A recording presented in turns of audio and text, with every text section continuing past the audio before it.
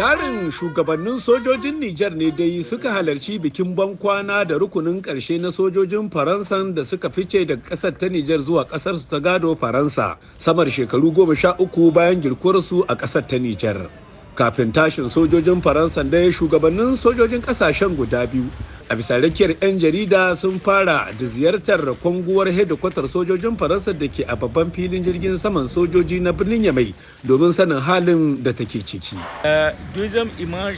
Ya ce ni abin da ya ɗauki hankali na da muka shiga wannan cibiya wadda ake cewa a baya babu ɗan Nijar da ke da izinin shiga a cikinta shine irin gine-gine da kayayyakin da ta kunsa waɗanda a yau aka tafi aka bar su a ladole da suka zamo a yau mallakar sojojin Nijar da ma Nijar baki daya. Bayan kammala ziyarar shugaban hafsan sojojin ƙasa na ƙasar Nijar Kanal Manjo Muhammad Sani Kyau, jagoran aikin kwashe sojojin Faransa da janar Eric Ozan shugaban rundunar sojojin Faransa a yankin Sahel sun sanya hannu kan takarar kawo ƙarshen aikin ficewar sojojin Faransa daga Nijar baki daya.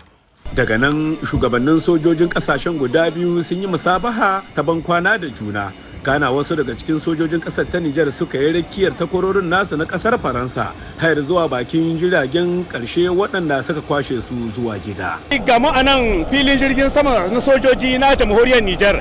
inda a wannan rana ayarin ƙarshe na sojojin ƙasar Faransa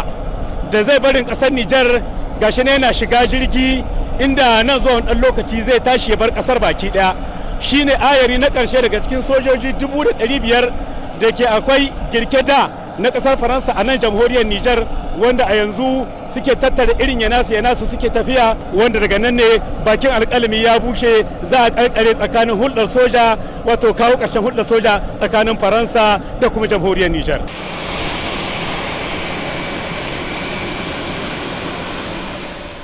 Dabra ɗaya kuma tarin mazamna birnin Yamai ne musamman matasa masu goyon bayan sabbin hukumomin mulkin sojan ƙasar ta Nijar na majalisar soja ta cnsp waɗanda suka share kwanaki 112 suna zaman dirshan a wannan wuri na nuna adawa da zaman sojojin Faransa a Nijar suka taru a kofar babban filin jirgin saman sojojin na birnin Yamai a wannan rana domin shaida tafiyar Faransawan. Muna yi ma Allah godiya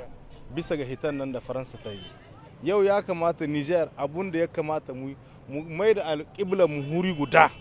mu tsaya mu yi ayyukan da zai hidda ƙasar mu cikin wanga haraka na barazana da ƙasashen waje kai muna. Mace kamar namiji kowa ya tashi ya san cewa yau mun dogara da Allah, mun dogara da kanmu, shine mu samu hanyoyin wanda za mu